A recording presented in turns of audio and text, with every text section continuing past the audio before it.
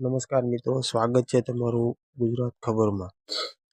વાત કરીએ હવામાન વિભાગની આગાહી વિશે તો પાછું બંગાળની ખાડીમાં સર્જાયેલું લો પ્રેશર.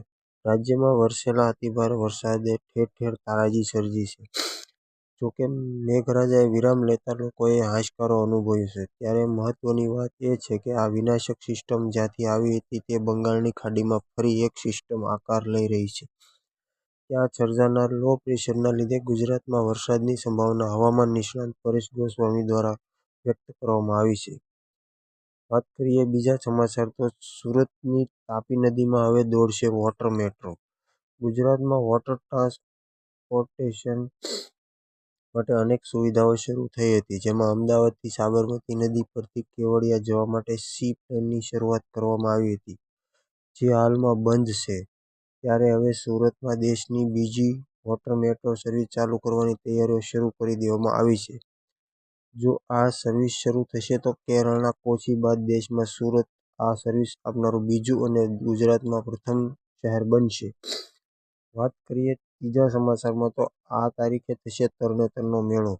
જિલ્લા કલેક્ટરે સુરેન્દ્રનગરમાં તરણેતરના મેળાની જાહેરાત કરી દીધી છે. મેળાનું આયોજન કરવા માટે જિલ્લા કલેક્ટરના અધ્યક્ષ સ્થાને બેઠક મળી હતી. તરણેતર ખાતે આ પ્રખ્યાત મેળો 6 થી 9 સપ્ટેમ્બર દરમિયાન યોજાશે, જેને લઈ રસ્તા પાર્કિંગ માટે સૂચના અપાઈ રહી છે.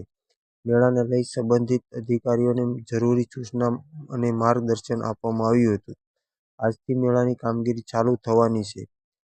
વાત કરીએ અંબાલાલ વિશે તો અંબાલાલે આગાહી ફરી આવી, હવે તો ચેતી જજો.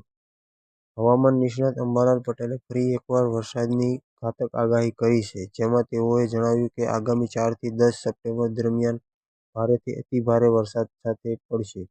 હાલ ગુજરાતમાં વરસાદની સિસ્ટમ સક્રિય નથી, પરંતુ 3 સપ્ટેમ્બરની આસપાસ વરસાદની સિસ્ટમ સક્રિય થશે. પૂર આવવાની પણ શક્યતાઓ સેવાઈ રહી છે. મધ્ય અને દક્ષિણ ગુજરાતમાં ભારે વરસાદ પડી શકે છે.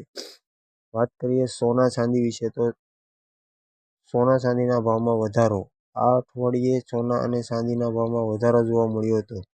ઇન્ડિયા બુલિયન એન્ડ જ્વેલર્સ એસોસિએશનની વેબસાઇટ અનુસાર ગયા શનિવારે સોનાનો ભાવ ₹71,424 હતો, જે અત્યારે ₹543 વધીને ₹71,958 પ્રતિ 10 ગ્રામ પર પહોંચ્યો છે. તો ચાંદી ગયા શનિવારે ₹84,615 પ્રતિ હતી, જે ₹404 વધીને અત્યારે ₹85,019 પ્રતિ કિલો પહોંચી છે.